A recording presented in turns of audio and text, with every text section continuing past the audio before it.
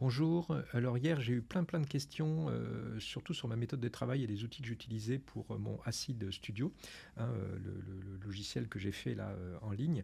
Alors j'ai principalement utilisé, c'est ce que je fais actuellement, Hermès, donc que vous voyez à l'écran, hein. Alors ça fait un peu peur au début, mais en fait c'est pas si compliqué que ça. Et Hermès, entre autres, c'est surtout un orchestrateur d'agents IA. Et surtout, il va apprendre petit à petit de ce que je fais. D'ailleurs, vous voyez là, il a appris à faire une application native macOS. Il a ma vidéo réactive audio, c'est un projet là, sur lequel j'ai travaillé, et donc il apprend par lui-même. Et en fait, il se crée lui-même des sortes de petits skills. Et voilà mon catalogueur sur lequel j'ai travaillé cet été, hein, qui analyse les plans vidéo. Voilà, hop, ah bah tenez, là j'ai même une erreur, hop, voilà. Ah oui, parce qu'il n'est pas intégré là-dedans, voilà. Et là en ce moment, par exemple, je vous montre un vrai exemple que je suis en train de faire. Je suis en train de me développer une vraie application macOS, mais vraiment hein, de A à Z, hein, une vraie appli. Donc j'en suis vraiment pas capable normalement parce que c'est extrêmement compliqué. Et bah, je vous montre l'application, à quoi elle ressemble, hein. Elle va bientôt sortir. Ça s'appelle Ultra HDR, qui permet de créer des images HDR, donc des images ultra saturées, ultra vives. C'est un peu compliqué à faire. Photoshop le fait mal. Enfin, c'est très compliqué.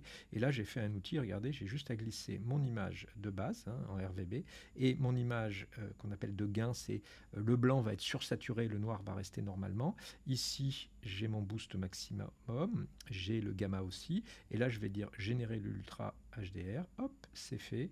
Et alors là, la capture d'écran, vous n'allez pas le voir, mais ça génère cette image qui est, alors moi à mon écran, elle est ultra saturée, elle est en HDR. Voilà. Donc je me fabrique des petits utilitaires, mais sachant que c'est une vraie application.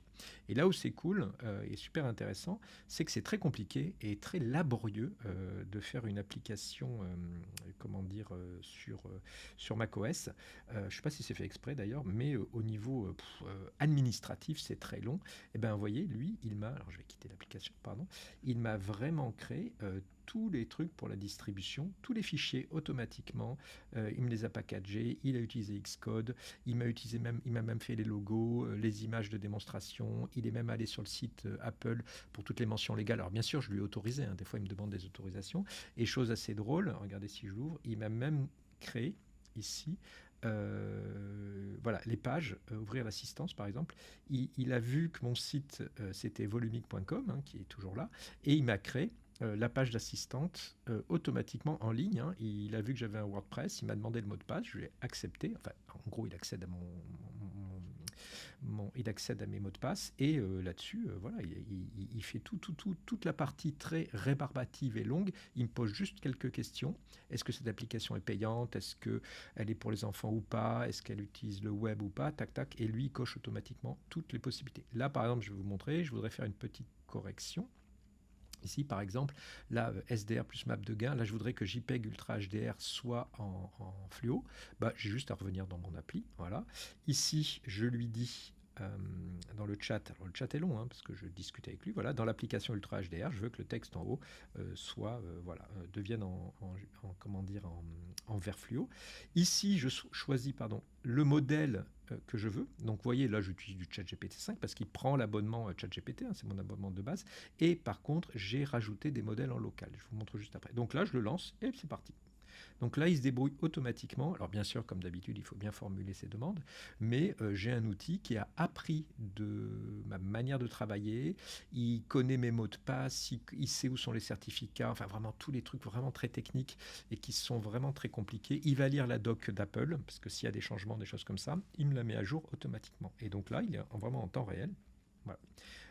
Et donc, en gros, ce qui est intéressant, je trouve ça intéressant, alors d'autres, Claude et compagnie, hein, peuvent faire des choses équivalentes, mais lui, il a vraiment la main sur ma machine, hein, il peut enregistrer, lire sur mes disques durs, voilà, regardez, il me redemande une autorisation parce que je lui dis, voilà, et voilà, c'est fait, regardez, il m'a compilé l'application, et le JPEG Ultra HDR est bien ici, et là, je peux faire toutes les modifs que je veux, voilà, et donc mon application, la dernière fois, hier, par exemple, j'ai dit, tu peux me la mettre en anglais, ça serait plutôt bien, là, je vais faire un mode, par exemple, jour-nuit, pour inverser le blanc et le noir, voilà, puis je vais l'améliorer petit à petit comme ça.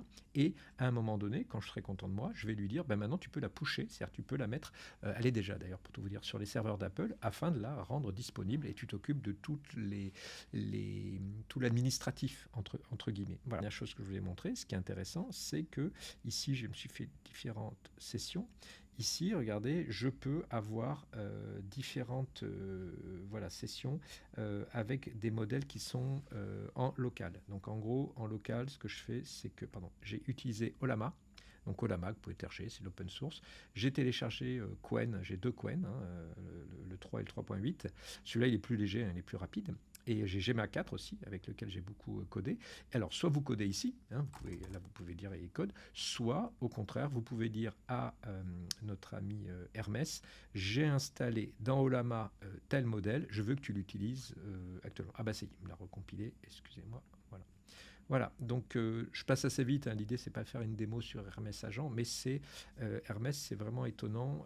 Alors il y a OpenClaw, mais moi qui me fait trop peur, hein, c'est un vrai OS vibe codé on va dire, mais celui-là je lui donne petit à petit accès, par exemple il n'a pas accès à mes mails, il a accès juste à mes mots de passe pour tel site web et telle chose comme ça. Voilà, donc ça me permet de faire plein de choses intéressantes.